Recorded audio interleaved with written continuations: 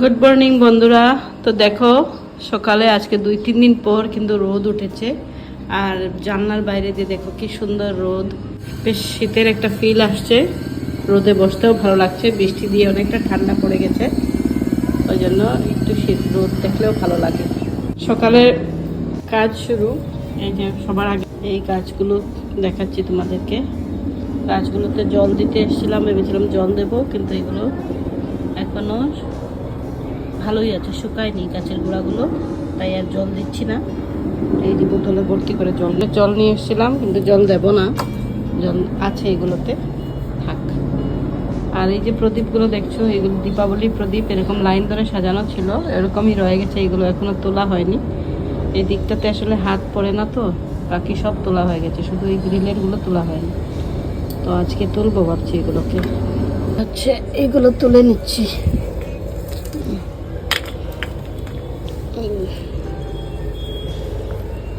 খুব একটা বেশি নেই এখানে, যে কয়টা আছে সবগুলো তুলে নেব।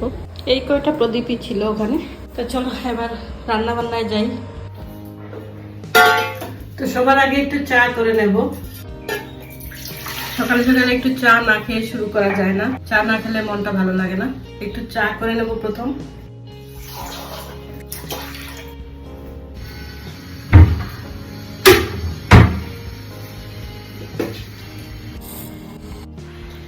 চা হয়ে গেছে। আমার চায়ে কিন্তু কোনো ধরনের চিনি দুধ কিছুই থাকে না, এই যে শুধুমাত্র এরকম লিকার থাকবে।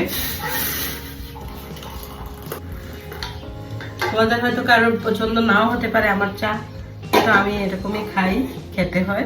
আর এখন অভ্যাস হয়ে গেছে, প্রথমত ভালো লাগতো না। এই যে একদম চিনি ছাড়া দুধ ছাড়া চা, আর সাথে বিস্কিট থাকবে অবশ্যই। তো এরকম প্রায় রোজই আমার সকাল শুরু হয়। একটা বিস্কিট নিয়েছি, দুটো মেয়ের জন্য, দুটো আমার জন্য। ওর জন্য নিয়ে নিলাম, ও চায়ের মধ্যে বিস্কিট দিতে দিয়ে খাবে, তাই। তো চা খেয়ে নিই একটু প্রথমে, তারপরে রান্না বান্না শুরু করবো।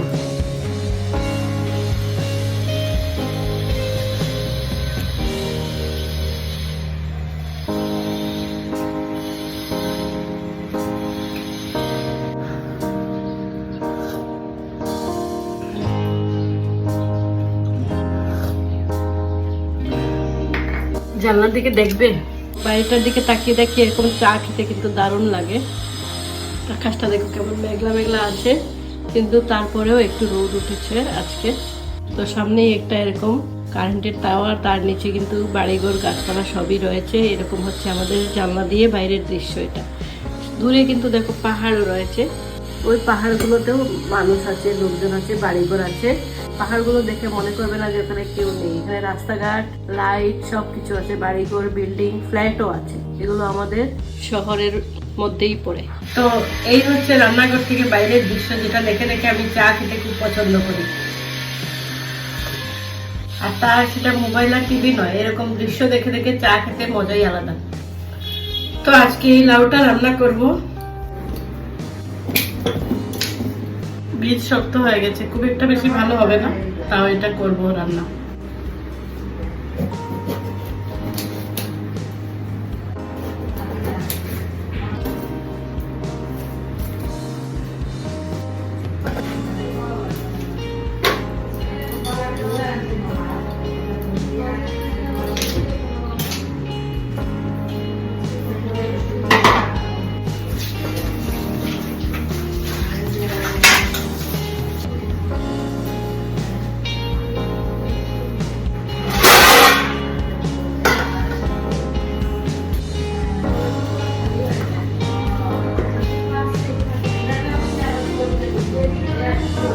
সবজি তো কাটা হয়ে গেল, এবার আরেকটা জিনিস করতে হবে।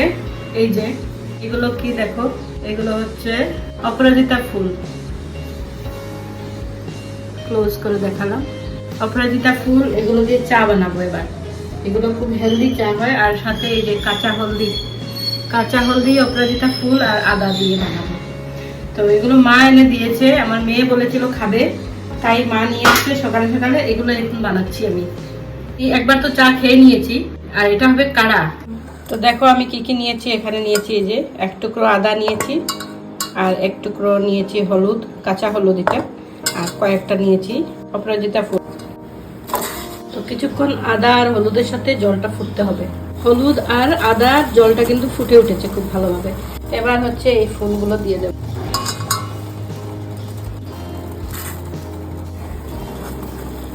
এবার ফুলের সাথে আরো কিছুক্ষণ ফোটাবো চাটাকে। চা বা কাড়া যেটাই বলো, খুবই হেলদি। সকালে 1 কাপ খেলে সারাদিন ভালো, শরীরের জন্য খুবই ভালো, পেটের জন্য ভালো। দেখতে পাচ্ছ উপরে দিকটা দিতেই কিন্তু চায়ের কালারটা কিন্তু চেঞ্জ হয়ে গেছে। দেখো তৈরি হয়ে গেছে চাটা। তো এই যে এখানে তৈরি হয়ে গেছে, আমি দেখাচ্ছি সামনের থেকে।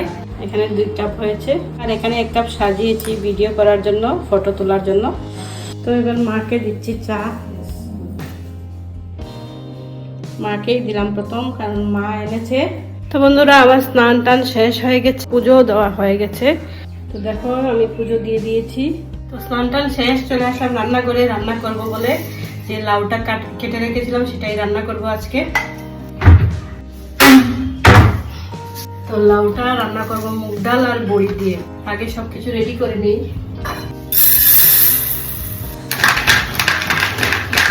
কতগুলো বড়িও নিয়ে নিলাম, এগুলো দিয়ে লাউ রান্না করলে খেতে খুব ভালো লাগে নিরামিষের জন্য। তো এই যে লাউ দিয়ে, ডাল দিয়ে, বড়ি দিয়ে রান্নাটা হয়ে গেছে। এবার আর একটা করবো। আলু ভাজাও তৈরি হয়ে গেছে, এবার খেয়ে নেব।